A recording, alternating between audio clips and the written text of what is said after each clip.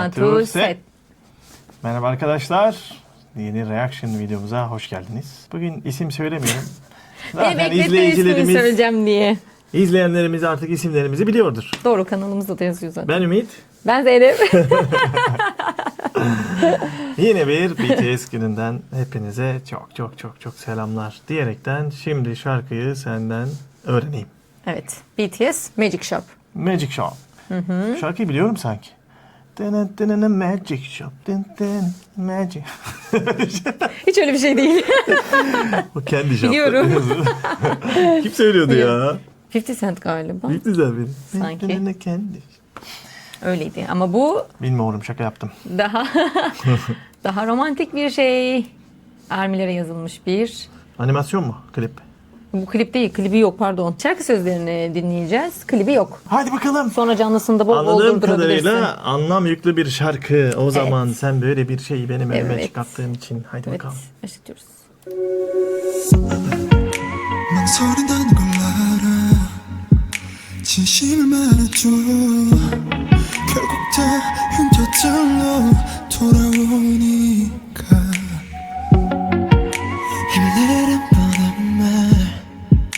말은 하지 않을 거야 난 내게 들려줄게 내가 뭐랬어 이길 거랬잖아 믿지 못했어 이길 수 있을까 이 기적 아닌 기적을 우리가 만든 걸까 난 여기 있었고 네가 내게 다가와준 거야 I do believe your galaxy 듣고 싶은 너의 멜로디 너의 은하수의 별들은 너의 하늘이 과연 어떻게 수놓지 날 절망 끝에 결국 내가 널 찾았음을 잊지 마넌 절벽 끝에 서있던 내 마지막 이유야 Live 내가 날기 싫은 날 영영 사라지고 싶은 날 문을 하나 만들자 너의 맘속에 닿게 문을 열고 들어가면 이곳이 기다릴 거야 믿어도 괜찮아 너 위로해줄 magic shop Yine böyle gezegenimizden bahsediyor. Yani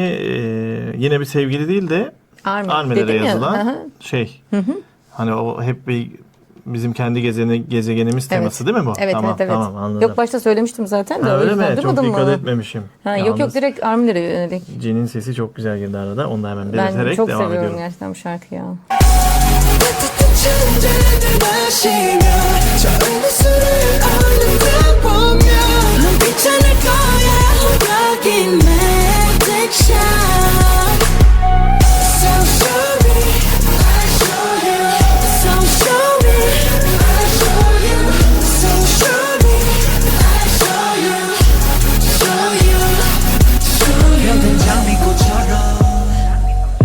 날리던 벚꽃처럼 Çok farklı. 줄땐 나팔꽃처럼 아름다운 그 순간처럼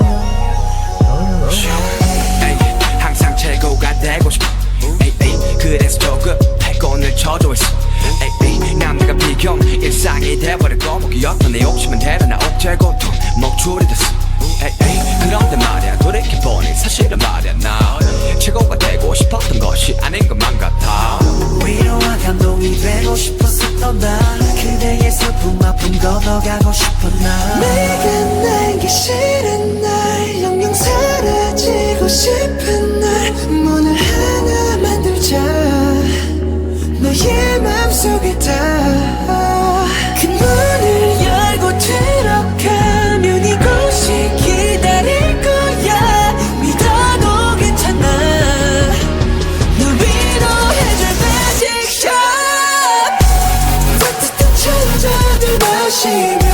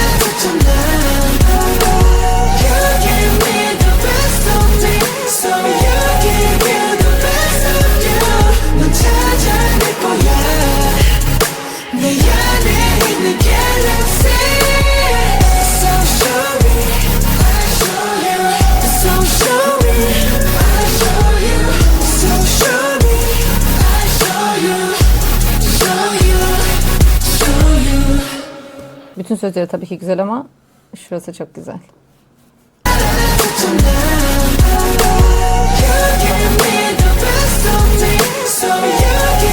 Bana en iyi yanımı verdin, bu yüzden kendine de en iyi yanını vereceksin dediği şey çok güzel. Ben sözlerde en çok şeyi çok Geri alayım kıymetli buldum. Benim de diyor korkmadığımı mı zannediyorsun gibi bir şey söylüyor Vi, orada. onu canlı da Vi. görsen yani girişi çok güzel. Yok şeyleri tamam. izleyeceğiz. Tamam Zaten hani ben okudum. bakarsan diye dedim. Hemen şarkının kritiği yapayım. İlk defa bu arada bir şarkıyı ben okudum. İlk defa. Biliyorsun Evet. ondan önceki şarkılarını hiç Biliyorum, okumuyorum. biliyorum. Çok anlamlı bir şarkı. Onun haricinde şarkının yine melodisi güzel ama bu şarkının klibi yok değil mi? Ama bu şarkı tam konserlik bir şarkı. Konserde güzel, insanı konserde. havaya sokacak o duygusal bağlamı kesinlikle çok iyi verir. Bakalım nasıl verecek. Zaten konser hazırlamışsındır. Tamam. Yani sürpriz seviyorum yoktur bu bu şarkıda. Yani performansı. kesinlikle konser hazırlamışsındır. Hani mikrokosmos diyorum. Yani oradaki Evet. bağlamı bu şarkıda çok iyi verir. Evet. Sözlerden dolayı da diyorum. Evet. Müziğinin kendisinden dolayı da zaten vokaller, orada yapılan rapler falan, ince işçilikler yine çok harika. Evet evet. Hani Merak ediyorum. sen benimle bazen dalga geçiyorsun ya, her şeyi de mi armilere yazmışlar falan. Ama burada zaten belli yani. Arem'in girişi bile hani Jungkook diyor hani hikayemi anlatacağım diyor. Arem anlatmaya başlıyor falan. Ve bu Love Yourself albümünden zaten o dönem yapılan şarkılar Love My... Neydi ya? Bak unuttum şarkımızın adını ya. Bir tane benim çok sevdiğim Love Myself miydi? Hatırlamıyorum. Unuttum. Bir tane şarkımızı da çok beğeniyorum. Hani hep zaten bu kendini sevme üzerine. Bir de yaşları da genç olduğu için o zamanlar zaten hani böyle insanların, genç insanların hep bu kendileri sevmeleri üzerine, bu şarkıda onunla ilgili yani hani o diyor ki ben bile korkuyorum hani dedin ya sen hani benim de korktuğum zamanlar oluyor normal. Hani onu ve şey diyorlar yani hani bize geldiğinde biz zaten seni bekliyor olacağız Yani şöyle diyor. tanımlayabilirim sanki cümleleri. Hani bir umutsuzluğa kapılma. Evet. Gel burada beraber Aynen. güzel bir dünya var gibi Evet. bir anlam yükledim. Hani doğru. bunu tabii armilere söylenen sözler olarak. Aynen, Tabii aynen. genel anlamda tüm insanlara da söylenebilecek Tabii şeyler bunlar. tabii ki ama Kapsamlı sonuçta bir şey. onları dinleyen armiler olduğu için onlara söylemiş gibi tabii, oluyor tabii, yani. tabii, Aslında tabii. bütün onu dinleyenler herkese Aynen, yani. aynen, Aynen. aynen. Tam öyle. Çok anlamlı. Umutsuzluğa kapılmamak için. Evet. Zaten Güney Kore'de de yani bazen umutsuza kapılan insan sayısı da Evet. bir hayli fazla olduğu için Doğru. orada bu şeylere önem vermeleri de gerçekten güzel. Değil mi?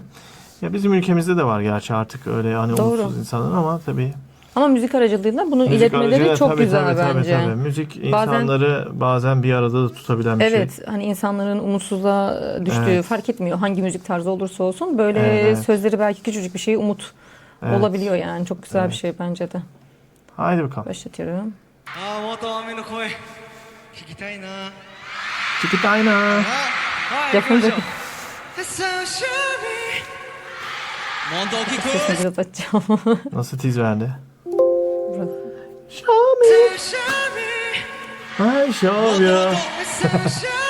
Bak burasını bu Aa, şekilde şey yapmışlar oluyor. zaten. Evet Burasını onlar biz söylemişler. o da ben sana göstereceğim diye hani ona yönelik yapmışlar zaten Evet. şarkı sözlerini de tek başına.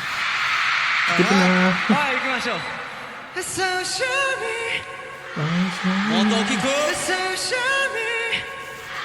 もっともっと。そうし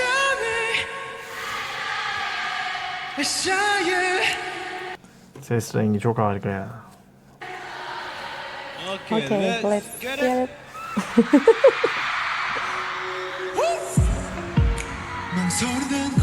Oo bu da Türkçe Ben altyazıymış. son Çok zamanlar iyi. niye ben Jungkook'u bu kadar övüyorum ya? Korkuyorum. Hayırdır?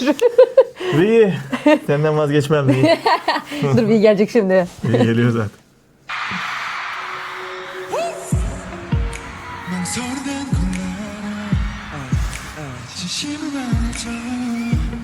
Bak işte bak görüyor musun? Sarı saç. Açık sarı. Vi'ye çok yakışıyor abi. Beğenmedin sandım. Vi yapabilir. Bak Vi'nin yine tarzı nasıl? Evet. Yakışıyor ona.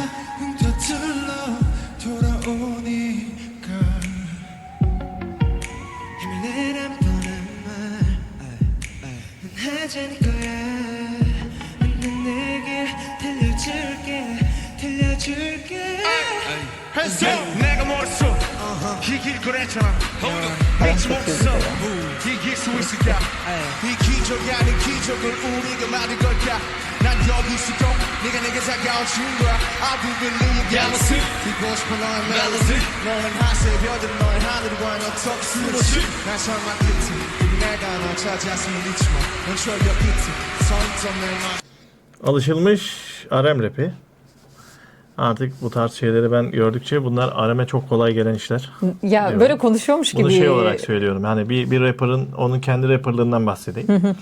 Ama onun için artık çok kolay Mesela gelen bizim işler işte gibi geliyor bana. 3 tane rapçimiz var. Üçü de çok farklı tarzda. Evet kesinlikle Ben öyle. ilk böyle BTS tanımaya başladığımda falan 7 kişi çok kalabalık gibi gelmişti ilk başta. Diyorum ki hani 3 tane rap'e ne gerek var falan yapıyordum. Evet. Bir baktım mesela üçü de hani o kadar farklı ki mesela Arem'in rap'i çok yumuşak. Zaten Şuga'nınkini biliyorsun. Onunki daha bazı şeylerde daha agresif oluyor Evet. tarzında. Ama tabii Arem'in de öyle olduğu yerler var. J-Hope zaten bambaşka. Hem vokalle yapıyor hem şeyi de var. Çok güzel burada. Zaten Arem'in vokal şeyini çok seviyorum. farklı Rap'ini. olduklarını kendi solo şarkılarında Evet. çok net anlaşılıyor. Evet. Aşırı yani aşırı çok farklılar yani gerçekten. Ama hepsinin birleşimi Tabii böyle birleşim, şarkılarla güzel birleşim, oluyor yani. zenginlik.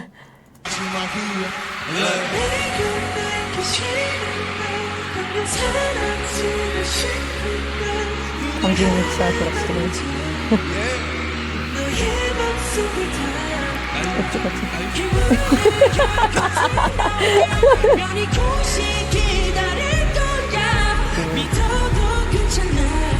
That's how you ready? Put your hands in the air.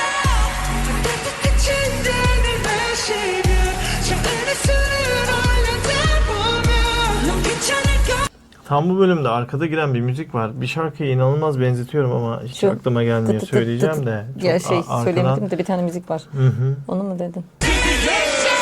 Şimdi gelecek.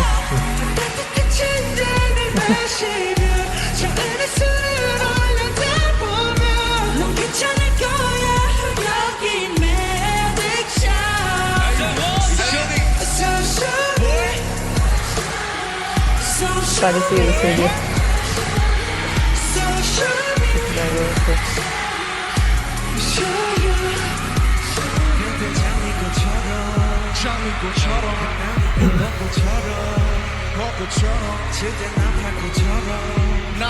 Yaptıkta bakıyor.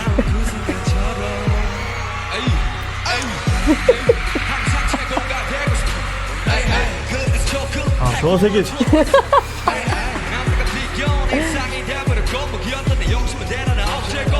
Oh,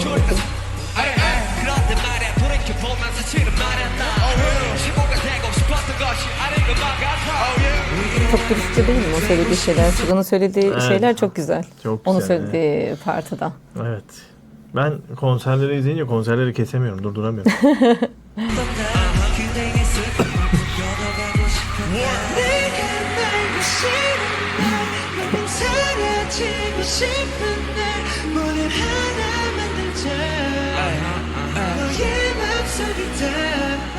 Let's go.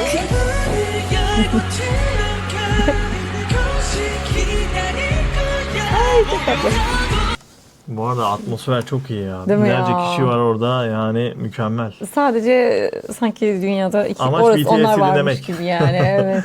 Ama gerçekten çok büyük bir alana binlerce insanı sığdırıyorlar. Yani bunun planlamasını yapmak büyük iş gerçekten. Evet. Gittikleri yerlerde. Şimdiki şeyde de turlarında 360 derece olacakmış.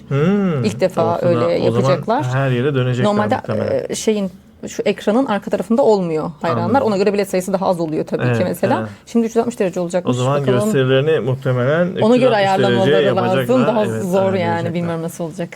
Bu arada hiç yeni bir yer eklendi mi? Eklenmiş. Mesela neresi hatırlıyor musun? Hatırlamıyorum. Yani ilk defa gidecekleri Var. bir yer eklenmiş mi? Hı hı, Ha. var. Büyük ihtimal Amerika'dakiler. Amerika'ya çünkü çok fazla Tamam, şey eklenmiş. Amerika'daki o Bir eyaletleri de büyük sorma. olduğu için aynen daha fazla eklenmiş ama ekstra Avrupa'da zaten çok az var. Evet. Diğer yerleri de tam hatırlamıyorum. Meksika'ya gidiyorlar, Brezilya'ya gidiyorlar, Arjantin'e gidiyor. Arjantin'e ilk defa gidecek olabilirler bak emin Ha. değilim. Amerika harici zaten Amerika'da eyaletler var. Amerika'ya daha önce gittiği için sormuyorum. Çünkü Amerika'da zaten BTS çok talep edilen bir grup.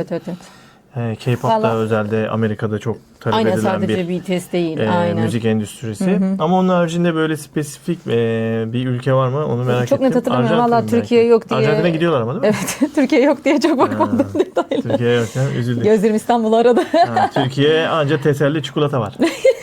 O da V'den. Şöyle yani yayında açıp ekstra yeni yerler istiyoruz diye söylediler. Evet. Yayın açmışlardı ya. Hani şirketten talep ettik dediler ama bu Avrupa'da olur diye düşünüyorum. Açıkçası ben şu son hem Kore'ye gittiğimiz süreçten beri yani daha çok biliyorum da ben Türkiye'ye geleceklerini zannetmiyorum. Yani ben çok zor. Çok zor. Zannetmiyorum maalesef. Yani Avrupa'da bile şu an şöyle Avrupa'da bile zannetmiyorum. çok az. Heh, Çok şaşırdım yani. Avrupa'da bile sen bana gösterdin. 5 tane. 5 tane. Yani Avrupa turnesi bile çok az olduğu için Evet bence evet. Türkiye'de Doğru. çok seveni var. Tabii gelirse Hayır bir çok de iyi olur. Avrupa'da da çok var. Mesela Almanya'da şu an tek bir Münih'e gidiyorlar galiba. Berlin'e de gitmiyorlar. Artık niye öyle oldu bilmiyorum ama. Ya bari bir kişi gelin. Ayrı ayrı Ya bari gelsin. biriniz gelsin yani. Sola yap gel video. Zaten çok Kimse- insan biz söyleriz burada. Hayır başka K-pop grupları da gelmiyor ki doğru düzgün. Yani. Hani böyle gezmeye BTS'i çıkıyorlar ya geçtim. arada bir boş vakitleri öyle. Gelin işte. Bir iki- Gezin yemeklerimizi yiyin. Yani sadece bir çikolatayla olur mu? Are you ready? Put your hands in the air. Let's go.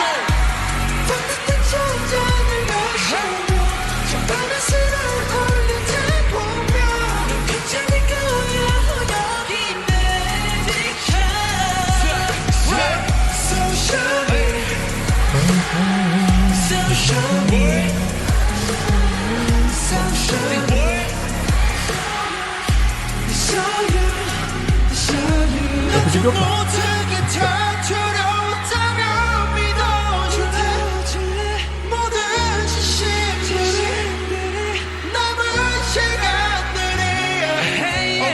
Buraya tekrar Burada- edelim. Ben çok seviyorum Burada burayı. Jungkook V'nin söylediği yerin arkasında Evet. sanki yankı yapıyor. Efekt Efekt yapıyor. Evet. Değil mi? Evet.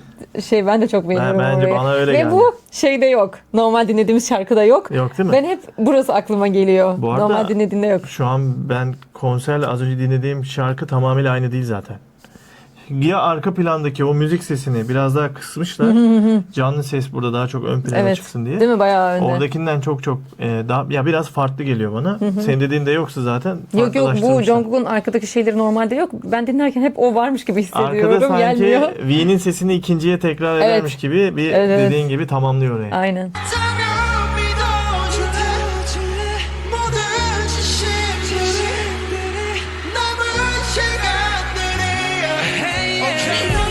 O arkadaki hey ye dediği yer bile hep aklıma geliyor mesela. Yankı yaptırıyor. Evet. Ee, efekt dedim işte, yankı, evet. V'ye arkadan ama orijinal sesiyle yankı yaptırıyor yani o farklı bir Ama şey. burada da gerçekten. V'nin sesi çok güzel gerçekten. Abi ya, V. Çok güzel giriyor.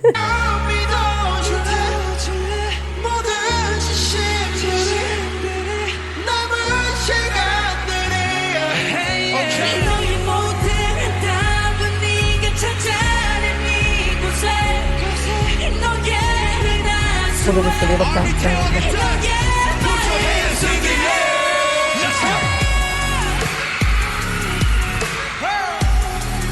Gelmiyor.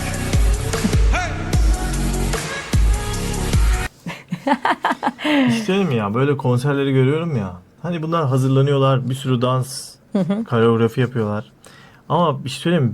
Bu konserlerde bu tarz performansları bence o danslı olan performanslarından Daha daha çok güzel. öne geçiyor.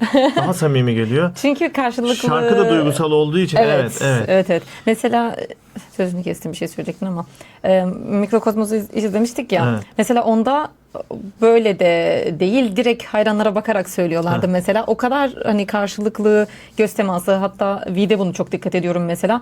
O kadar çok böyle bakıyor ki hayranların gözlerine sanki tanımak için. Bir de tanıyorlar biliyor musun?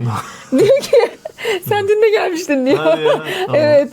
Bir de o şekilde tanıyor. O kadar bakıyor ki böyle hani, hatta konser şeylerini böyle daha çok bazen böyle kenarlara şey koyuyorlar, boşluk, geziyorlar üyeler böyle söylerken. Orada daha da ileridekileri de görelim diye hani şey yapıyorlar. Bunu hepsi yapıyordur belki, bilmiyorum, ben BTS için söylüyorum.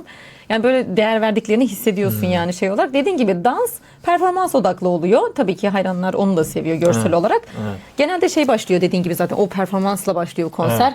Sonra araya biraz daha böyle duygusal şarkılar giriyor. Sonra en sonunda da zaten demiştim o tarz şeyle kapanıyor. Yani K-pop'un içinde dans kültürü çok fazla ama yani şu atmosfer, şu konser Evet. alanını görüp Evet. ya bu duygu bence Çok danssız samimi- olan performanslarda daha harika hissedildiğini Çok samimi düşünüyorum ben. hissettiriyor bence Evet, yani. kesinlikle. Bunu bu arada bütün K-pop Evet, için evet, söylüyorum. evet. tabii ki BTS zaten inanılmaz o şeyi veriyor, aktarıyor. Yani şimdiye kadar senin bana izlettiğin konser şeylerinde ben onu gerçekten BTS'in oradaki seyircisiyle olan bağlantısı harika. Yani Direkt bağlantısı var, direkt. Ama bunu sağlamalarının sebebi işte normal hayatlarında da bir şeyler paylaşmaları, canlı yayın açmaları bilmem ne. Bu diğer gruplarda da var. Ya, Bu K-pop'ta var yani. Anladım ama BTS'i de BTS yapan zaten o dediğin gibi ARMY'lerle ben hep şakasını burada yapıyorum ama Ben herkes söylemiyorum ama. ARMY'lerle olan bağlantısı, hayatlarındaki samimiyetleri. Ya mesela ödül aldıklarında mütevazi oluşları. İnsanlar hep seviyor bunları yani. Evet. Bunlar benim de çok sevdiğim şeyler. İlk ödül aldıklarında direkt mesela ARMY'ye teşekkür ediyorlar. Bunlar tek aldıklarında, ödül aldıklarında bile, grup olarak aldıklarında bile ilk teşekkür ettikleri onlar oluyor. Çünkü ARMY'ler oy atıyor mesela diyeyim. Veya hani hep diyorlar işte sizin sayenizde biz buraya geldik. Bunun farkındalar yani ve bunu sürekli söylüyorlar. O yüzden de hani daha oluyor. Karşılıklı değer veriyorsun yani hani birbirine. Tam öyle. Açıkçası ben de çok mütevazi insanı seviyorum. Yani böyle çok antipatik insanları geçici görüyorum yani. Ama samimiyet her zaman kalıcı. Yani en azından biz gördüğümüz, hissettiğimizi tabii burada yansıtıyoruz. Aynen biz öyle hissediyoruz. Bir de bir şey daha diyecektim ya. Aklına gelince söylersin. Biz devam edelim. Tamam. Geldi. Başlamadan söyleyeyim. Geçenlerde Arem bu bilmiyorum comeback için çok heyecanlı. Evet. Bir de onun biraz askerlik dönemi zor geçmişti. Şimdi geçenlerde demişti.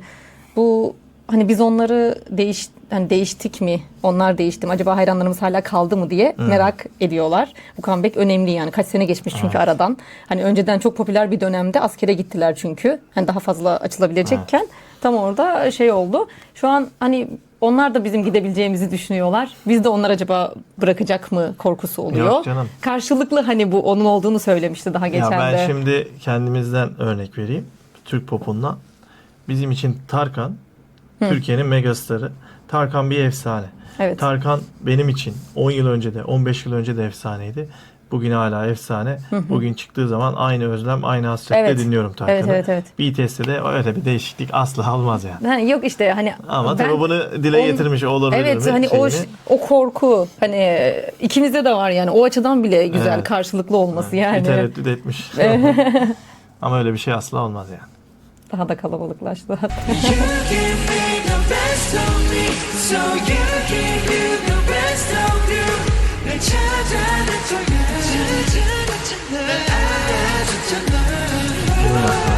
You give me the best of me, so you give you the best of you. 난 찾아낼 거야. 네 안에 있는 galaxy. So show me, I'll show you. So show me, I'll show you. So show me, I'll show you. Show you. So show me. So show me. So show me.